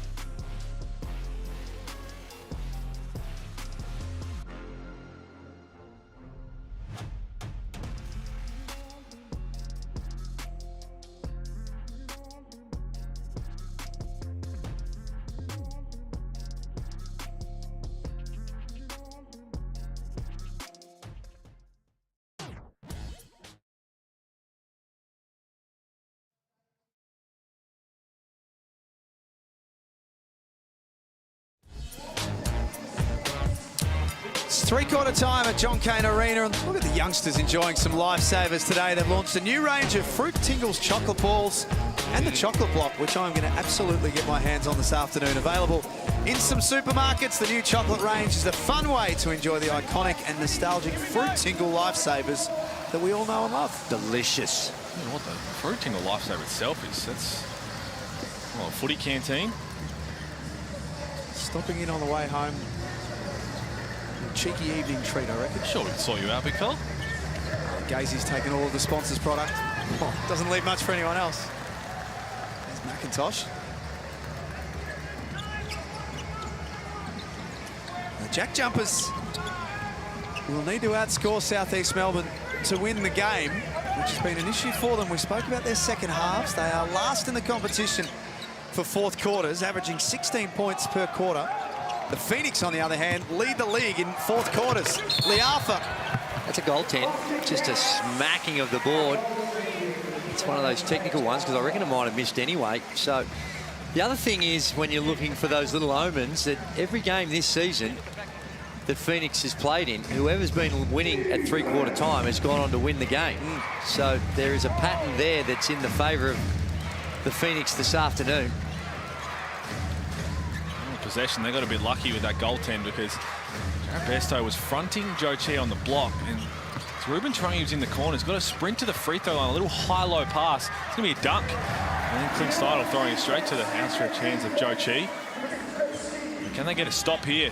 Just as Scott Roth keeps saying, chip away, focus on the defense, and you need something better on the offensive end, and that's why Josh Adams is walking to the scorer's table.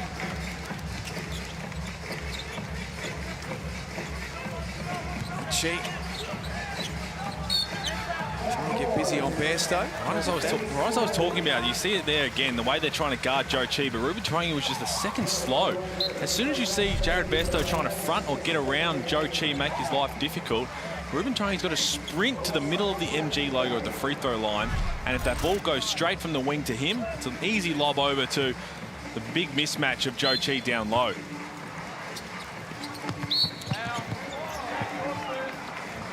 Tasmania have picked up another foul here. That's two fouls. It's a real understanding of the mismatch that's out there, and they're doing everything they possibly can to keep him in front. And this time, Jack McVeigh, that to me looked like a pre-switch. So they thought that he was going to set the screen and there'd be a switch for like with McIntosh, but because as you can see in this one, they don't pre-switch, and McIntosh is staying on Chi. 9 points, Joe Chi. Tries to use that size advantage, put the ball on the floor, kept playing. Doesn't get it to go, but does get to the free throw line. Good second effort. Big fella. When they're mismatched in size, they're just trying to be extra physical, just trying to do something else, trying to play with their body. And he's left a couple out there. He's 4 of 10 from the field. Well, that he'd normally put a lid on. But he's working hard. He's got 5 rebounds.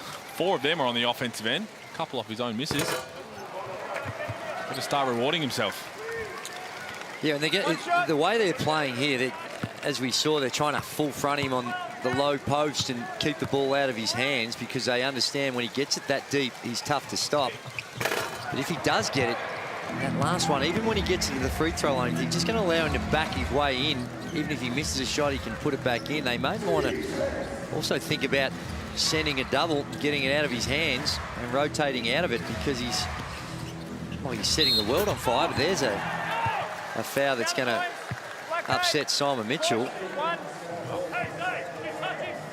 So right now, Simon Mitchell was asking us earlier, did you touch him at all? Because if I want to challenge this, you tell me, was there any contact whatsoever? There was a touch. There was, and you're exactly right. So, yeah, again, might not be a foul, but if you made that contact and stepped into the... That's what happens when you're fighting over the top of those on-ball screens and you're trying to play catch-up. That quick stop from the three-point line and you go straight up. It's hard to put the brakes on and not foul. Like the Arthur there was not intending to try, you just caught in that awkward spot. Back to 4. The Arthur found his way through the trap. Good look for Adnam. That's just a bit overzealous from Kyle McIntosh, just taking out Joe Chi, who he was just watching where the ball was going to go. McIntosh tried to do the right thing, tried to get a body on the big fella. That's just a hip and shoulder. But the intent of what he was trying to do was spot on. You just got to go there, step in front of him rather than hip and shoulder him because the size, Joe Chi's going to win that battle most of the time. So you've got to box him out, but you just got to do a little bit better sophistication. Adams, JackJumpers leading scorer with 15 points. Gets downhill with the one hand. Chi did enough just to make life difficult. Out there with 3 fouls to his name. And Creek through the lob. I like that he's trying to do the right thing, getting Joe Chi involved. Joe Chi just missed 2 free throws. Mitch Creek's got 7 points, and he's got such good touch on his left-handed on that right-handed little floater there. That's almost got to go up from Mitch Creek. But try and get that Joe Chi to get the touch right. And Gazy, we asked the question, are they going to roll the dice we play Joe Chi against this small ball lineup? And they have the last few minutes, and they made him a big focus. They're trying to front, do all this extra stuff, throw a double. That's where you can have success to open things up. It is, and although the Jack Jumpers are hanging in there, they have looked a little vulnerable, and it's only these missed free throws that's really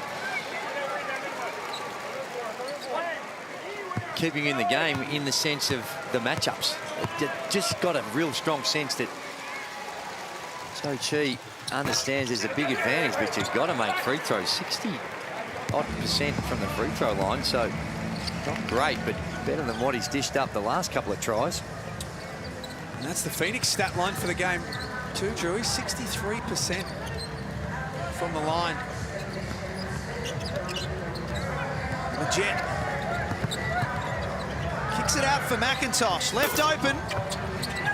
It's McVeigh with the offensive rebound, trying to put it back in and couldn't.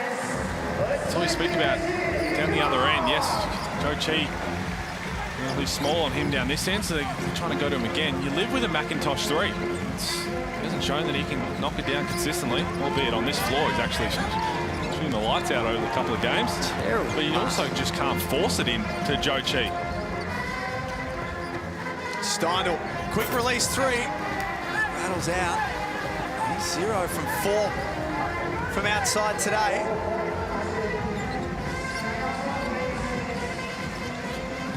We approach 6 minutes remaining.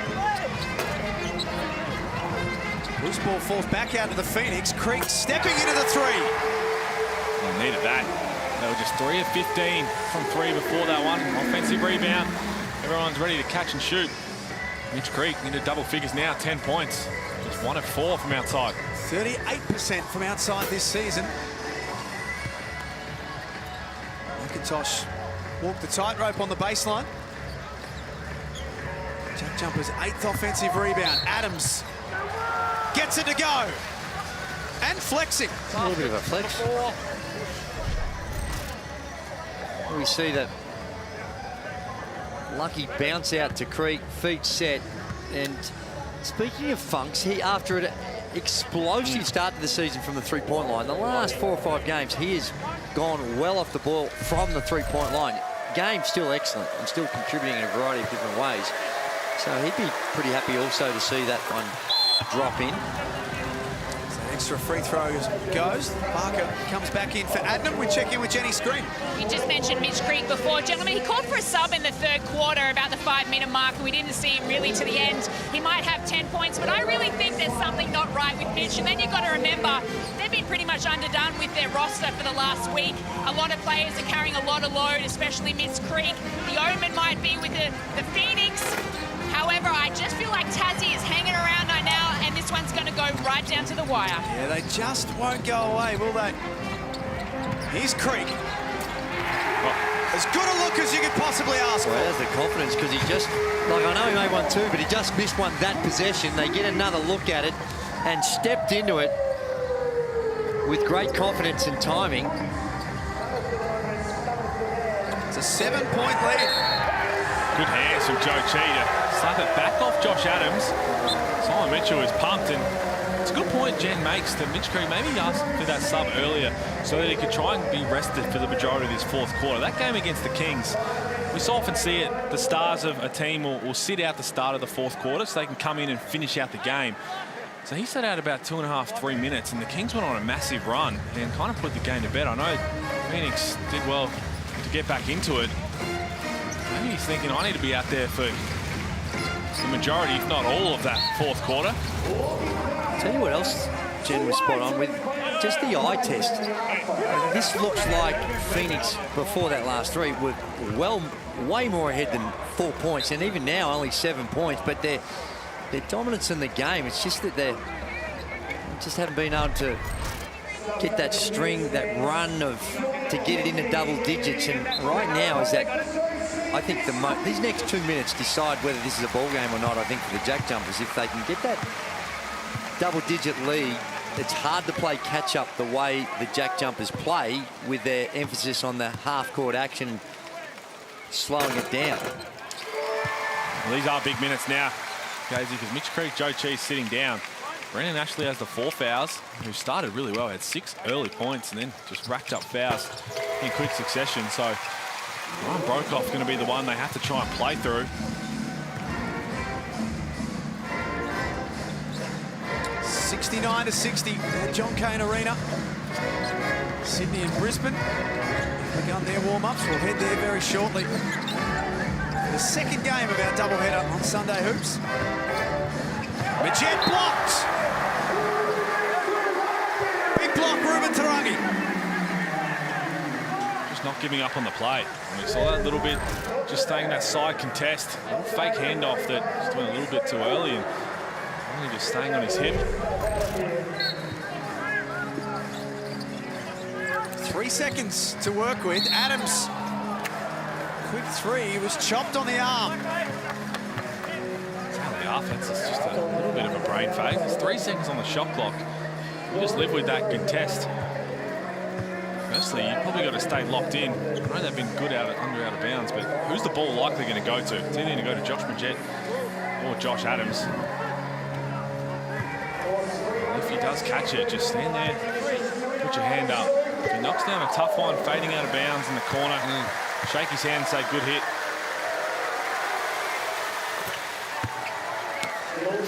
He's the only one, well, him and McVeigh are the only 2 in double-digit field goal attempts, 6 of 14. So we spread it around the Jack Jumpers, and again only with the 8 field goal attempts, 3 of 8. Does do a very good job, Josh Adams, of getting to the free throw line. He's 5th in the competition for free throw attempts. Another that's, we go back to what we were talking about earlier, Pete, that has changed his game for the first 3 or 4 rounds. Well, he has, and that's not the traditional way he gets to the line. Normally, it's the one we saw before where he stops on a dime off the screen, lets the guard run into him and kind of forces the foul. He does that smart, and then now realizing that he's got the athleticism, put the ball on the floor and try and play through contact. Less than 5 minutes to play. Adnam, nice pass inside for Ashley, and one. Yeah, beautiful by Kyle Adnam. He went into the paint like we've seen on a regular basis, assessed the situation beautifully, and thread the needle in a big, big possession. Let's get to Jenny Screen with a little more on Mitch Creek. Hey guys, just a little bit of investigation. We did the eye test and we thought Creaky was a bit underdone. He has come into the game actually not feeling well, so probably a reason why we've seen him not be his normal self, but no doubt he'll be back in, I would hope, around the 4, maybe 3 minute mark to try and get this done for the Phoenix. Nicely done, Jen. Well, it's a good point of how much they've had to deal with. They had COVID outs galore in the last couple of weeks, and Mitch Creek's been playing a lot of minutes, games back to back.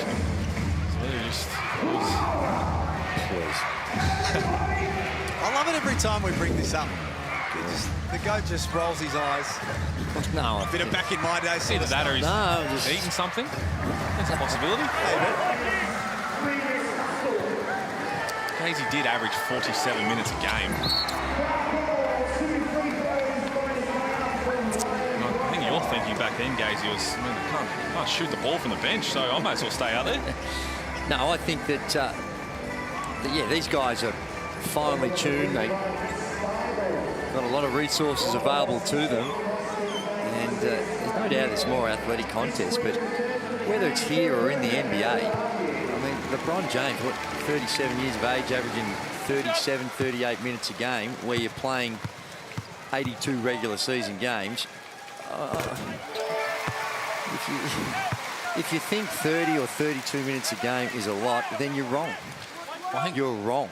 LeBron James might be a bit of an asterisk. That's reported. Playing 32 minutes a game here.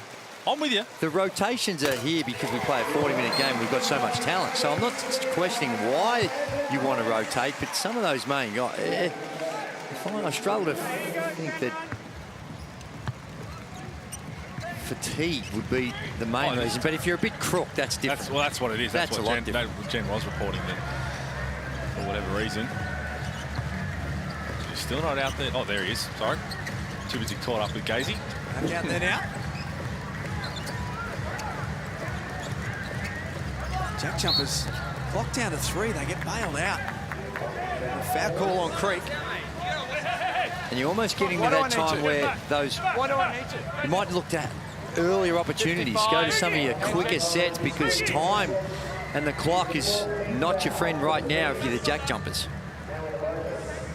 You don't want to panic. You don't want to come down and take bad shots, but look to those actions where you can get into something just a little quicker. Majed. It's an offensive foul. I've seen a couple of those called as well as the moving screens, just the elbow to the face. And Josh Majed is another one. We spoke about Josh Adams getting the free throw line, but Josh Majed really tries to focus on drawing fouls a lot. Again, the stop on the dime when the guard is fighting over the screen, and right here he's going to jump into Kyle Adnam. Feels the contact and, oh no. And, okay, well, he does do that now. I don't think there was much in that at all. Gazy? Oh, I tend to agree. Broke off underneath. It jumps out. They're still in this, the Jack Jumpers, but they need to find buckets. Ashley trails Steindl to the basket and swats it away.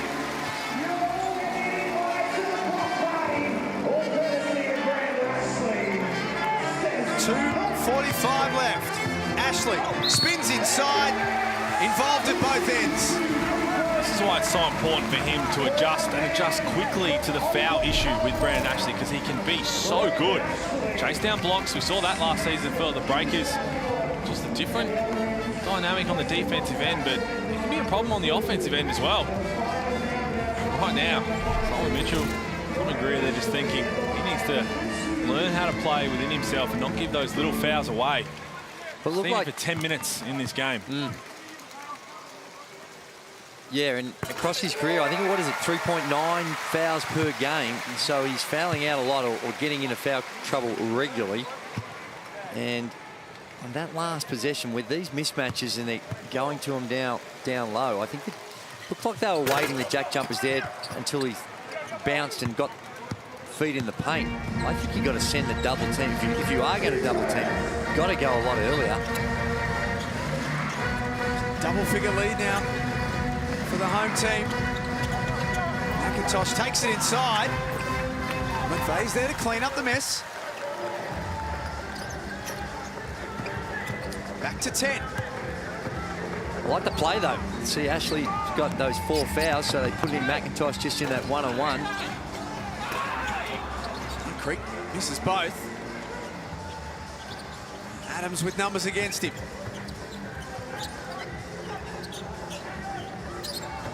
Steindl wants to put the ball on the floor. Got past Ashley. Scores with the extra free throw to come. We saw the last possession with McIntosh. Just get whoever Ashley's guarding, see if he wants to play defense. He tried that time. Doesn't move his feet quite quick enough. And I guess it was for the push. I think it was the little swipe, little push. And again, you didn't have to do it in the end. You got to know you've got 4 fouls. Yes, you might be beat. But we've seen the success they've had. Just a challenge from the side. Just keep your hands up. In the air and hands contest, in the air. Run next to him. If he makes the running floater, well, so be it. You live with it because you've already made the mistake of getting beat off the dribble. And again, you've got to guard Clint Steindl against Brandon Ashley. But just that little swipe, and there wasn't a whole lot in it, but just doesn't have to do it. What do they do about this Brandon Ashley foul situation, Drew? Well, it's not new. And I think they knew that was the case before he even come here. And yeah, it takes a little while to adjust, but he has had experience in this league in the past, and it's just about getting a little smarter.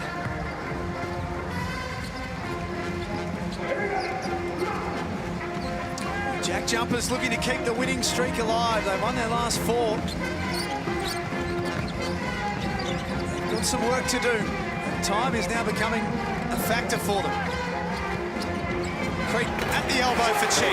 That's exactly what Peter Hawley was talking about before, that flash. Now, that one was an easier pass because it was from the 45, but that's what they needed to do to punish the fronting of the Chi on the low block. 77-68 with 1:37 remaining.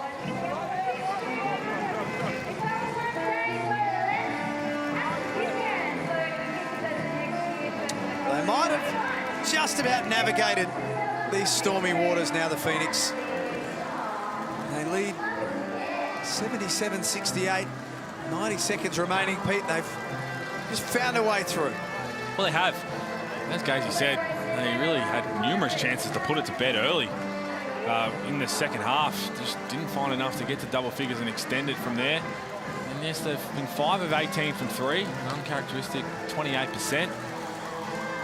So there's a lot to work on still, but they've got the depth. They've got plenty of that out there. Joe Chi's been more involved, 11.6 rebounds. Ryan Brokoff's been really good. But they've come up with big plays when it matters, and still not over. We've seen some mental lapse on the defensive end from the Phoenix. If the Jack Jumpers get an easy bucket here, game on.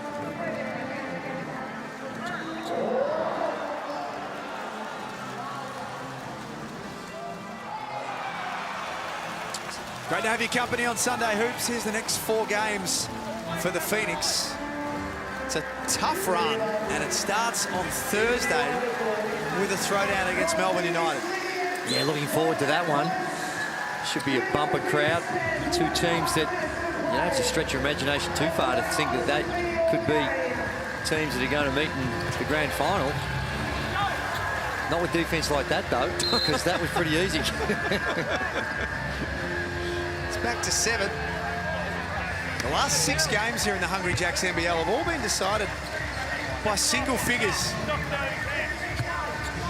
And that's where we sit in this one. Adnam trapped. Just to find Liafa, who gives underneath to Creek. Creek's done what he's had to do in this last quarter. A couple of big baskets and nice passes, and that time eased the nerves ever so slightly with that. Just getting to the right spot. He sees that they're trapping, and Josh Adams just turned his back on the ball. He had to guard 2. He just needs to keep that vision. If you are going to guard 2, when you're trapping, someone ultimately is going to be guarding 2. And if it's imperative that you see the ball, and he could have made that play a lot harder. You spoke a little bit about that flash before that timeout. And they've needed to get it a lot earlier in this quarter, the way they were guarding Joe Chi. Ruben Tony's the one in the corner. It's got to be Mitch Creek. That's the guy who makes those good decisions when he flashes to the free throw line. So when you get to a half-court set, walk it up, put everyone in the position to be successful. And this game could have been over a long time ago. Just looks like it's unfortunately going to snap that milestone streak of Clint Steiner on his 250th. And fortunately for Tasmania, won't be extending that win streak to 5. Last expansion team to win 5 in a row, New Zealand Breakers in 2004. So Jack Jumpers, without Will Magnay, it's going to be a lot tougher. Make no mistake. And it's not like Will Magnay's putting up 25 points a game, but just his presence overall on the defensive end, the way he was playing. They're going to have their work cut out for him to try and fill that, because it's not just 1 or 2 games, it's 3 to 4 weeks. Yeah. And we've seen Will Magnay lingering knee soreness. And he would have made a difference in this game. No doubt about it. Talk about those win streaks, and whether it's the old Hobart Devils or Launceston. Surprised that 5 is the longest win streak. And you go back all the way to 1981 when Launceston won the title.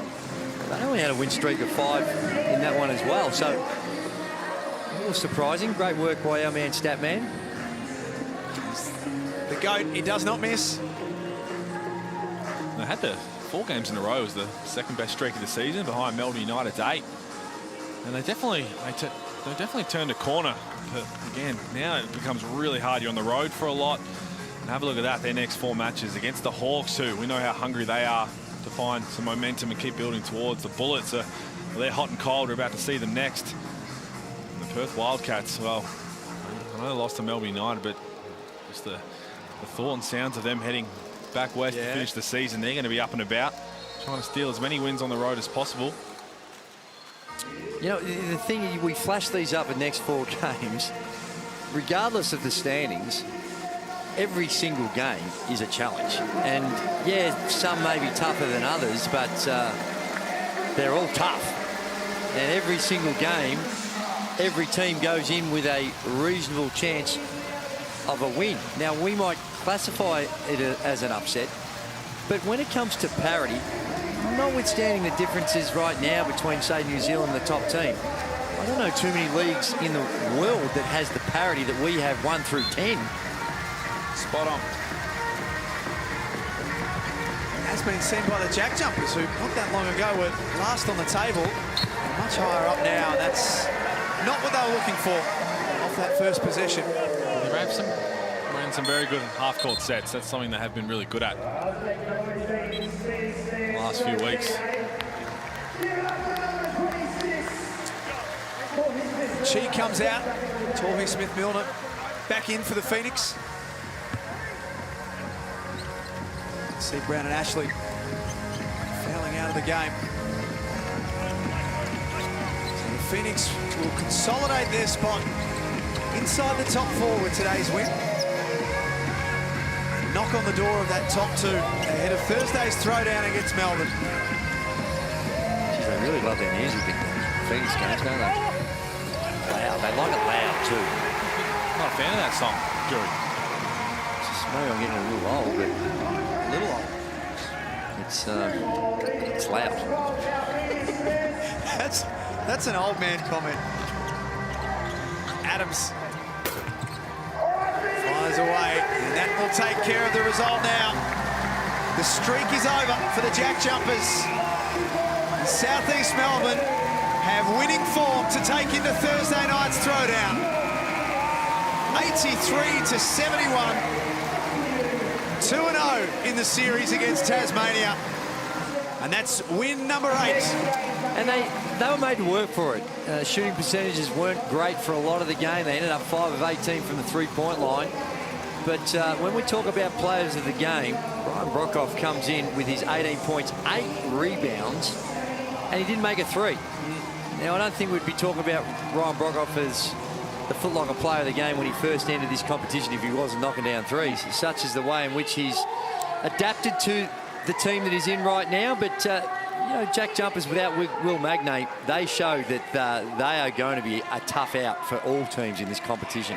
Ryan Broekhoff, 10 or 11 from the free throw line. That just shows where his head's at right now until he starts knocking down threes, and for the rest of the competition, when that happens. Don't forget about the 5 steals as well. Those hands, we saw the highlights earlier on, those little deflections, the way in which he's applying himself with those energy and effort plays on the defensive end.